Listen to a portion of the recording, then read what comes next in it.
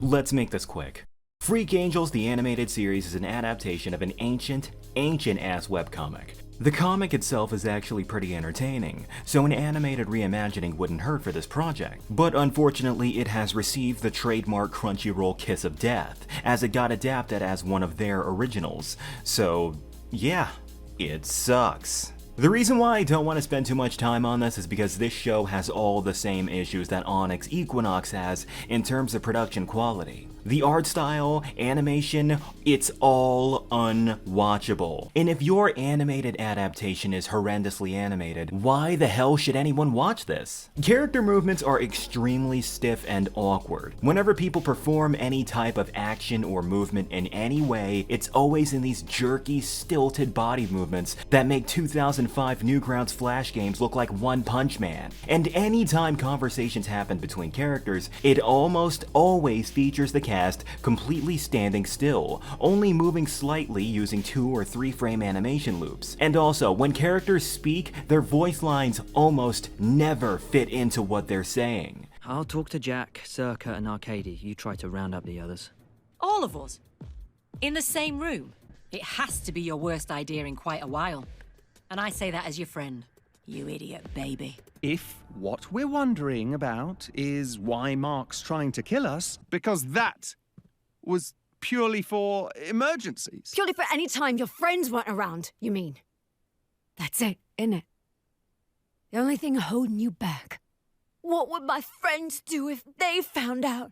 Leave them out of this, please. Just like Onyx Equinox, whenever conversations occur, scenes are filled with non-stop zoom-ins and pan-outs and fade-ins to compensate for the fact that the show is boring as all hell, and the fact that 99% of the show is just characters standing in one place doing nothing. This entire project feels like Girl Chan in Paradise, only completely unironic in its creation. The show randomly jumps from 2D to embarrassingly disjointed CG, whenever the scenes are too hard or too time-consuming to be created normally. And whenever there are any moments when characters need to perform fast-paced movements or actions, it's usually accompanied with fucking obnoxious special effects and cacophony, which only exist to sugarcoat the mediocrity of what you're witnessing. Any time a significant action occurs in this show, scenes are normally peppered with slow-motion cuts and shaky cams and obnoxious-ass loud sound effects blaring the fuck out of your ears. And the reason why, very clearly, is to compensate for the dog shit animation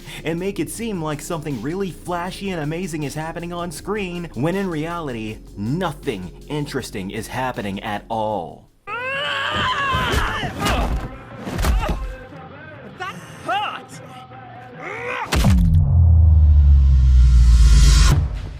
Why did there need to be slow motion there? Why? No character was using their powers or whatever, so why did that need to be there?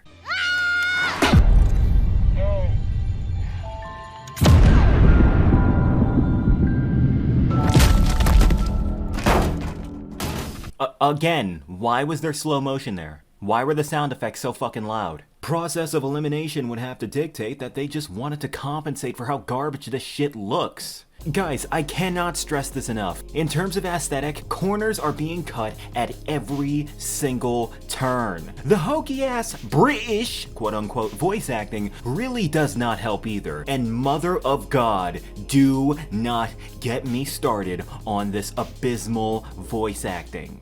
Hands in the air, you spooky dickhead! Don't move or I'll open you right up!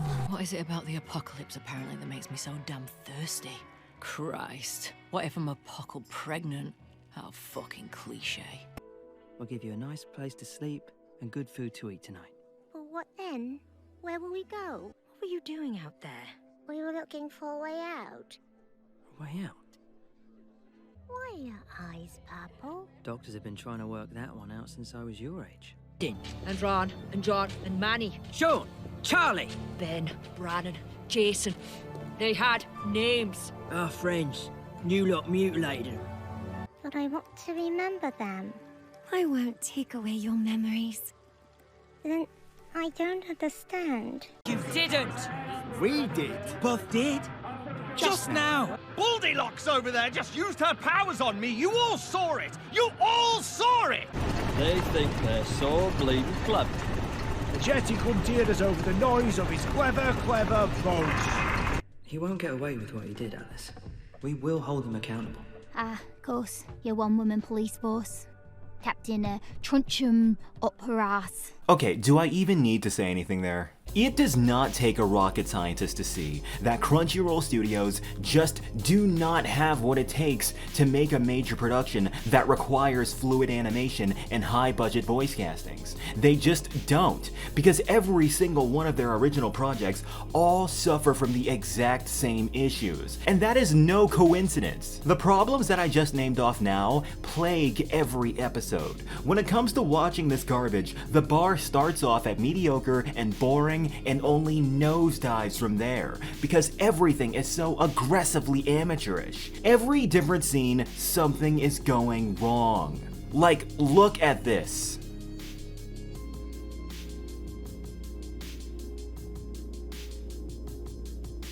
Okay, so what's good about this animated series?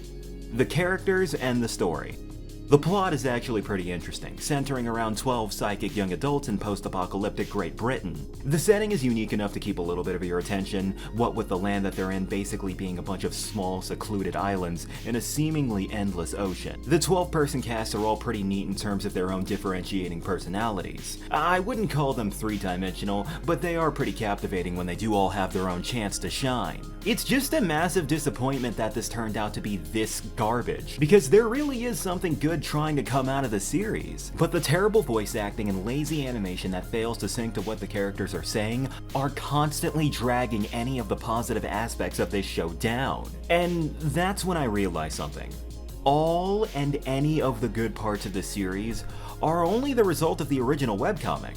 The premise is only interesting because it's from the original source material. The characters are only interesting and well written because it's from the original source material. The plot is only interesting because of the source material. I could go on.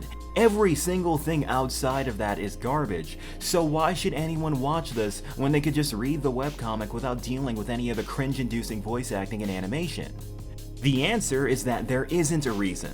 If you have created an adaptation of something and its only positive points are coming from the original work, you have failed to make an adaptation. Any adaptation that just makes you want to read the source material and ignore the new stuff is a failed adaptation. Full stop, the end. I'm looking at you, Last Airbender.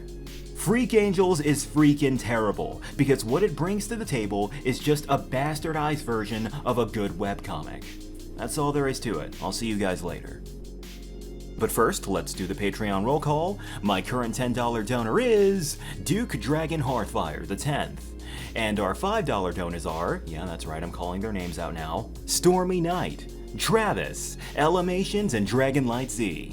If you'd like to be in the credits of my videos as well, just catch me on patreon.com/blacklightjack. Thanks for watching, everybody.